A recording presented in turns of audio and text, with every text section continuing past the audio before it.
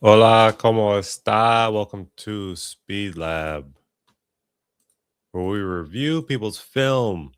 We review athletes' film to help them get faster. And so today we're reviewing film from one, two, three, four people, five people. Some of them are online, some of them are in my personal training business. And we're going to review the small details and see everything that makes up a fast runner, a speedy athlete, a dynamic athlete. That's what we're here to do and to create. And we break it down to a science. Now, there's often a common theme between everyone who wants to get fast, and you can distill down what they need into just a few components, into just a few pieces. And so that's what we try to do. We try to make it very easy. Is it stride length? Is it turnover? Or is it efficiency? We're always tackling one of those three pieces of our speed equation, and that's just kind of the theme that you notice after you've seen quite a bit of sprinting. So the first person that we're going to review film from is Ryan. Ryan is one of my in-person athletes. He's actually a baseball player, and we are getting him ready for the big leagues. Now, baseball requires explosive power and speed to get around the bases, and it gives you just that leg up, knowing how to be quick, how to sprint, how to be coordinated. So we have Ryan here doing a falling start. What we're really working on with Ryan is improving his 0 to 10. So I want to get him ready to really be powerful and explode out of whatever position he's in from 0 to 10. That's to help him get around the bases. That's also to help him in his combine training or whatever he has to do for the 60-yard sprint that he's got going on. And so we've been working good. Now, what Ryan needs to do on this falling start is actually fall a little bit more forward. And Ryan's young, so we're improving all of this, right? But we need, you know, we're not getting much power out of this for a few reasons. Okay, we're not seeing Ryan extend here, and it's because of how weak this knee is here. That knee needs to fire up this way to push him forward. And it won't let me take the arrow away as it likes to do and mess with me. There we go. Okay, so that's why we're not seeing the most explosive power out of Ryan here. Also, the arms are not horrible, but they could be better. What's up, Revolts? And again, the shortness here. Look at that. I need him to push off of these steps and swing his arms. Now again, Ryan's young on the young side, and we're just getting started with learning how to really be powerful and sprint well. Ryan went to a bunch of other speed training before me, and it's not that it was horrible, but you can get lost when you go to big gyms and try to get your speed training. Now, what's clear here is that Ryan needs help strengthening his psoas. And so his dad and I have been discussing how to strengthen his psoas. The psoas is the muscle that helps you bring your knees up and forward and up and forward. And you can see they're kind of dragging here. They're not really powerful. They're not producing the length that we need, right? The turnover is not horrible. We're going to improve that as well. But really, the length is not there for Ryan. He can be much more powerful than this. And we're going to get there by doing things like plyometrics, like sled pulls, like, skipping and bounding and jumping, and just trying to get Ryan some more proprioception. Proprioception is knowing where your body is in space. And that's going to help Ryan in his baseball career. Well, most people, you know, don't understand as well about this baseball sprinting connection is that the body is a chain, right? This is all one chain. And obviously for baseball, the upper body is significantly more important than the lower body, and you could say somewhat similar for track, like or sprinting speed work. The lower body is more significant than the upper body. Your baseballers are always going to be working on their upper body torque and their upper body swing and all that other things. Um, but when you look at the body as a whole chain, you can see how actually you're not that explosive if you don't have it in your legs. Also, power and everything is created from the ground. Even when you go to swing a bat, right? Everything is to throw a punch. Everything begins here and goes out through this way, right? Baseball might be up and then around, right, with the swing, whatever. But that will all improve uh, as Ryan builds explosive power in his lower body. It will then be transferred to his upper body. And conversely, I see a lot of my track people actually that come to me and they don't have any upper body strength, right? They only have lower body and their upper body is not plyometric enough, is not elastic enough. And so we're building that elasticity through Ryan's whole body. That's our goal. All right. So we kind of know what we need to do here, which is some skipping, some sleds, some hops, but everything, right? We need form, we need power, we need explosion. So that's good for Ryan because we're only going to improve from here. I'm not live on Twitch. No. Solo YouTube. Although maybe I should. Who knows? Okay, so that was Ryan. That was a nice little warm up. I knew kind of what he needed. We're going to get to these 3 videos down here in a little bit.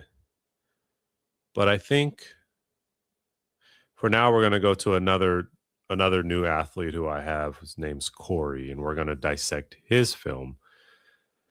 So Corey is around my age, actually. He's 34, and he came to me brand new to sprinting and just wants to learn how to get faster. And that's what I do. So I said, sure, Corey, I can help you.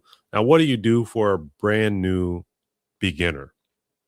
Someone who's athletic, but hasn't sprinted in track and field.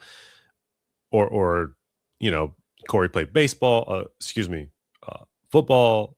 I think actually Corey may have played baseball or something like that.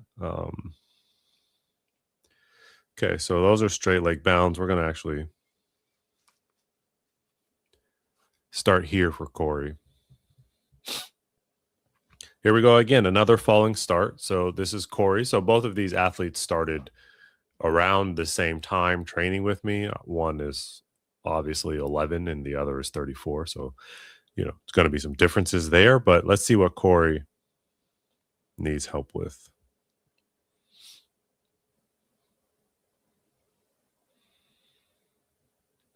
Now, Corey's got some nice turnover. Okay. Surprisingly, Corey and Ryan are going to need some similar things here. In terms of the arm swings, look at Corey's arms. We need to have much bigger and more aggressive arm swings out of the back here. And of course, the knees. There's some good backside mechanics here. We have to learn how to step through and over. We need to learn how to step through, but then over this knee and then down at the track. And right now, Corey has this forward-leaning motion here, and he's kind of not unable to lift up and accelerate again. The dry phase wasn't horrible, like I said, right? So Corey's another one who, I think prioritizes turnover a little bit.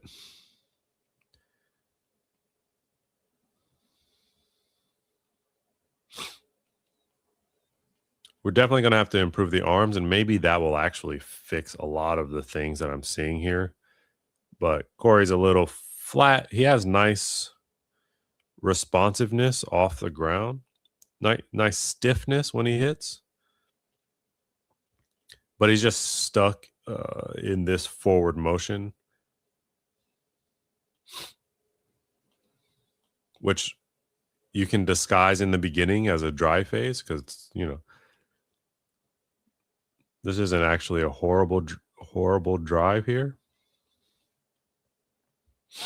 We're going to learn how to push more. Corey needs to get his hips open. Okay. So we have arms for Corey he needs to work with, and hip opening, hurdle walkovers, stretching, mobility drills, that kind of thing.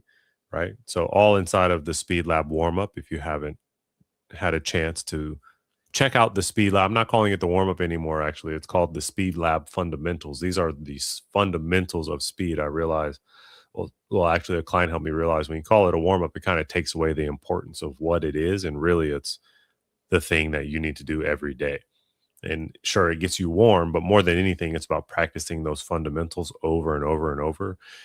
And they are the fundamentals because I have everything you need inside of there, including things like hip mobility drills. And Corey needs that. You can see that here. And Ryan actually needed it in the last film we saw as well, which is why I prescribed it to Ryan also. So we have arms, we have hips, and we have to work front side mechanics for Corey. Right, getting him to stand up taller whenever he goes to sprint. Let's watch Corey's straight leg bounce.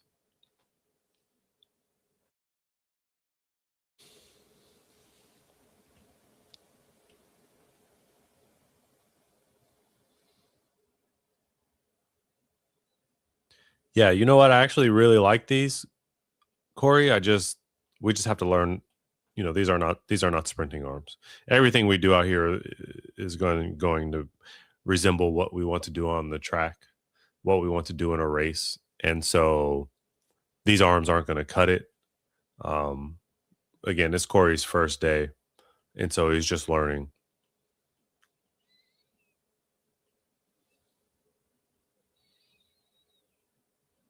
But I actually do like these. Arms are the easiest fix, and they'll make a lot of difference for Corey. Okay, so we did some 100-meter testing for Corey as well. We got some preliminary times, and we're going to see what we can do to improve Corey. As I said, it's going to be arms. There will be some hip opening drills and some front side mechanic lessons. And that will really open the door for Corey to reach some of his fastest times. Who else we got?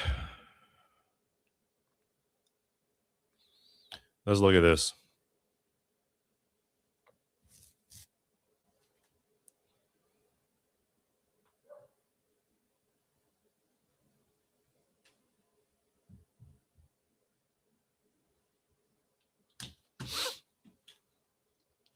Okay, so this is Satchel. Satchel, when he came to me, he was probably a 12.7. We were able to get him to 11.6 in one season. He puts in a ton of work. He does have a crazy schedule, which requires him to travel a lot. But even though he travels a lot, he still puts in work. And you're really beginning to see Satchel come into his own rhythm, his own form on a lot of these reps here. There's still some things to clean up, but Satchel's been on this journey over a year now. What month is it? Yeah, over a year now, and you're seeing the payoff. So here we go.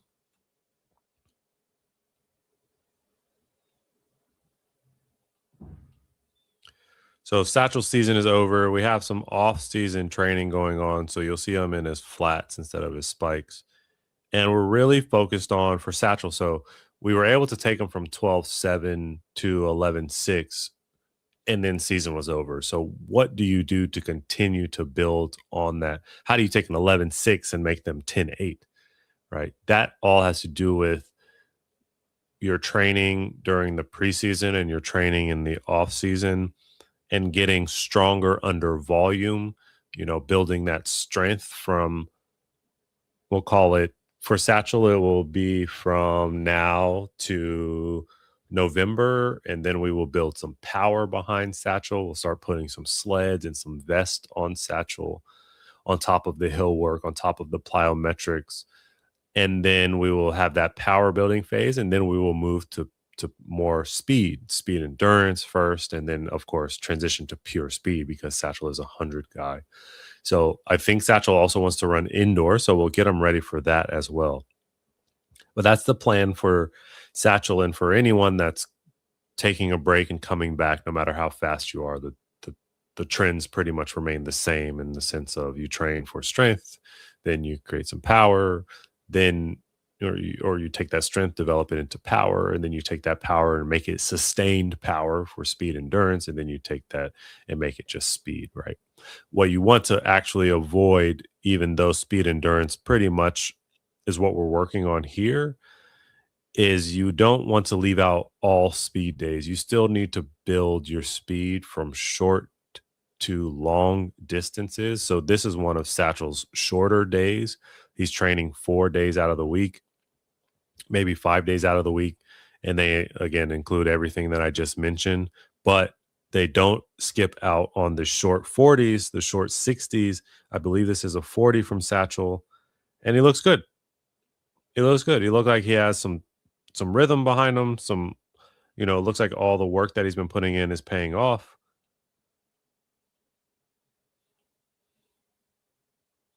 We're learning to relax. We're learning to relax. One thing for Satchel that I told him is that he does everything 100 out of 10, right? Like that's who Satchel is. And so that's an excellent trait to have. But then you can imagine on the other side of that coin is that when you sign up for something like the 100-meter dash, you're going to give it everything you have and it's going to make you tight and tense. And so last year was Satchel learning how to give max effort but not remaining tight and tense. And I'm really excited for Satchel's offseason actually because sometimes the way that you learn how to relax under speed, relax under load, right? How do you have to learn how to go slow first with great form, then build up to fast. And the way that you can do that actually is with volume. So much more volume kind of gets Satchel beaten down and worn out, and then continue to ask him to produce great runs. And eventually your body's just going to let go and it's going to relax. And I think I explained it fairly poorly there, but that's the plan for Satchel moving on to off season, preseason, excuse me, moving on to preseason.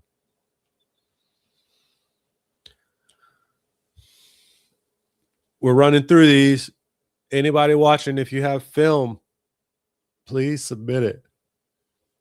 Submit it to school to the link in the description. I will be glad to review your film.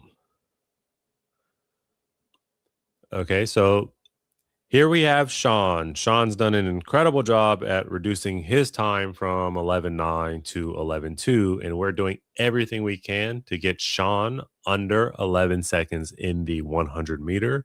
And today is a great example of what we can still continue to improve with Sean. So he drove out pretty well. He's really trying hard and struggling. So this is exactly what I was saying in our last film review with Satchel, is that you get the athletes who really just try, who haven't built up slowly enough. They haven't gone from slow, perfect effort to medium, slow, perfect effort to medium, perfect effort to medium, fast. And so what you get is an athlete who can't actually handle the speed that they're generating. They don't know how to relax when they give 100%. And that's what I see for Sean. Look at how struggled he is, right? I promise you that if you go back and you watch any, okay, maybe not promise, but if you go back and you watch the professionals sprint, they're trying. There is grit there. This is not easy, but they don't look like they're fighting like this, right?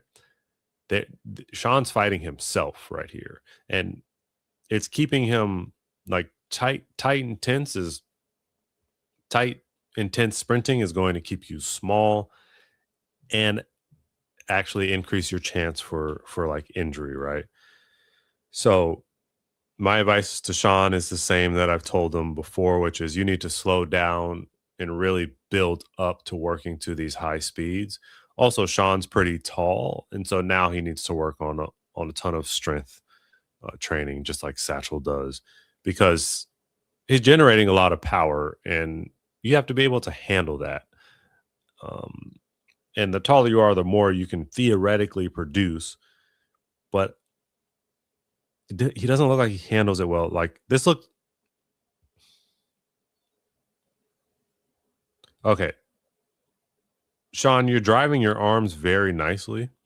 Okay. I don't have much of a complaint there. And this is something that Sean and I worked on is that he needed to drive his arms much better. He's actually attacking the track fairly well, but it doesn't transition that well. He kind of holds the same drive from the drive phase, but you can't do that. The transition is about letting the race now develop and come to you. And you got to find a relaxed rhythm here, especially at around 50. There's no relaxedness here, right? I heard uh, the CEO of Altis, some training group, Altis. He says that the 100 is 50 meters of power and 50 meters of peace, and I absolutely love that because you could definitely tell here that Sean is not at peace with any part of this run, right? I mean, look at the strain. The shoulders are tight and tense up here. They're not like right. This is why you see Sean kind of swaying back and forth here. Look,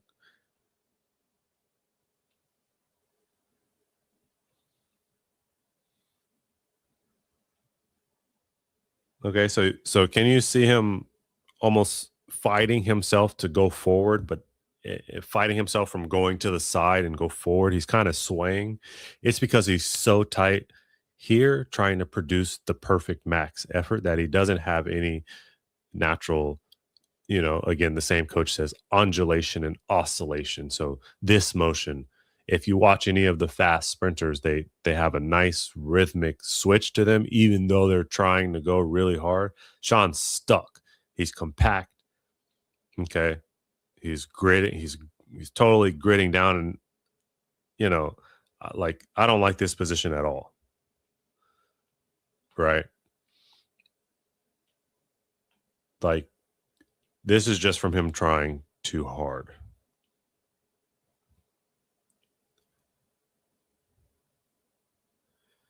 So Sean needs to do very similar to Satchel, actually. Sean needs to learn how to relax, but under volume. This is a very specific two examples where once you add volume to their workouts, so this is not during the peak of your season, Sean, this is going to be preseason, off season. You want to train a lot of volume, and you'll see yourself, your nervous system, your body will have to find a way to relax and to breathe. I don't think you're breathing very well here. That would be my intuition about the sprinting that you're doing. You have not you're definitely improving your stride length, which is something that we worked on, Sean. We worked very hard actually on it. Now the next step for you is learning how to relax and flow into your speed, right?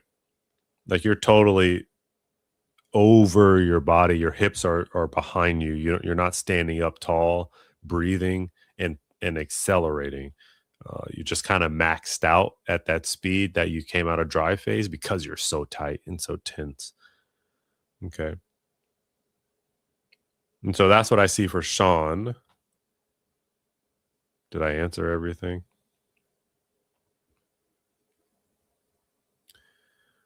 All right, Sean. So I hope that was helpful.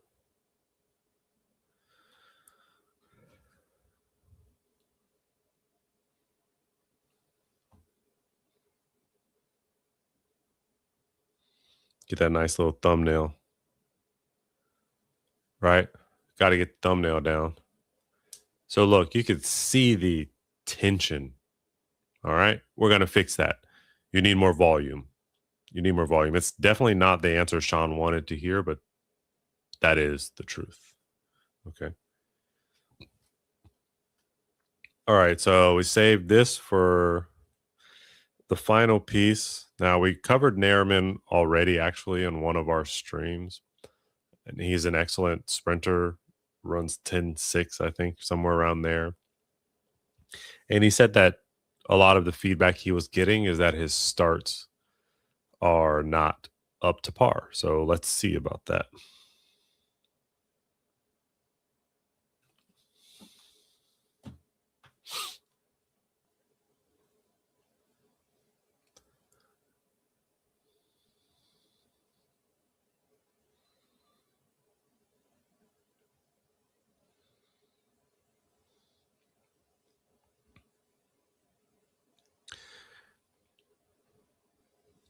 Yeah, so very, very good. Okay, so Nariman is an excellent sprinter. He runs 10.66 somewhere around there. Let's figure out how to make someone like that even faster. 10.54, excuse me. He runs 10.54. So again, Nariman kind of came and asked for a little bit of help in understanding what he needs to do to get faster because he's already very fast at 10.54. And some of the feedback that he was getting is that his start was not where he wanted it to be. And I think I've kind of understood why about it, right? His arms are nice and he pushes off the blocks well. So this is definitely a 10.50 start, right? He gets nice extension. He's patient in his drive phase. Eyes are looking out here, not down here, which is what I ask all of my athletes to do because it will help put your body in a great position. But the thing that I actually see here is something that is a little bit true for Nairman when he gets a little tired, but also is like elite level sprinting concept, right? Which is that this angle actually is a little bit large. Okay, so he steps down nicely off of this, but what he wants to continue to do, to learn how to do, and learn how to set up is firing this hamstring about at this moment so that as opposed to the foot coming down here, it actually steps back a little bit further this way. Okay. And let's see if we can see as he moves down the track, it becomes a little bit more apparent. Okay, how this instead of staying nice and tight like it is right here, this foot is actually going to slip out just a bit. And what I'm suggesting is that when he learns how to contract his hamstring as he's going through his drive phase, it will actually snap the foot back down this way. Okay. And then he actually did that very well. And then it sets you up also for much further down the race where this becomes a chain reaction and you don't even have to think about it anymore. Okay. So again, you can see nice push, but then at some point the push ends and this leg has to snap back down this way. And in my opinion, it just kind of hangs out there, especially the further as you get into your drive phase, right? You're definitely covering great distance, but the distance comes from the push. It doesn't come from the reach out and that kind of motion. Um,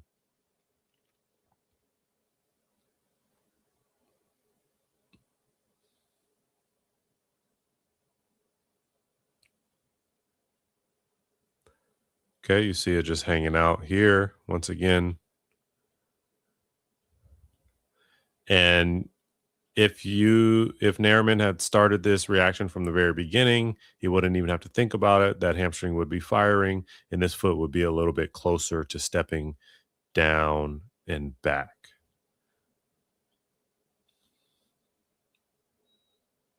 Okay. And now he's got to try to push really hard on the backside because of the foot hitting a little bit too front center of mass. So now he really has to spend a lot of time on the ground to to get through and off of this step here and pushing it back this way. And so that's just costing him time as well. Look. And then here. All right. This is basically a straight leg. So that's just taking away a lot of time from you, Nairman, to be from a 10.5 to a 10.3, 10.2. Okay. And then once he stands up, actually, he switches very well here into some nice sprinting form. He no longer is hanging out there that much. But then as his rep progresses, he gets once again a little bit outside of himself, trying to gain a lot more distance than what he should, and it turns out being a bit of a braking motion here. So Nariman, what I would suggest actually is that you try some sled pulls and some weight vest with the sled as well. It will help you gain that extra distance that you're looking for without having to compromise on your ground contact time. All right. So I hope Nariman can get to that 10-2, and I hope this was helpful for him.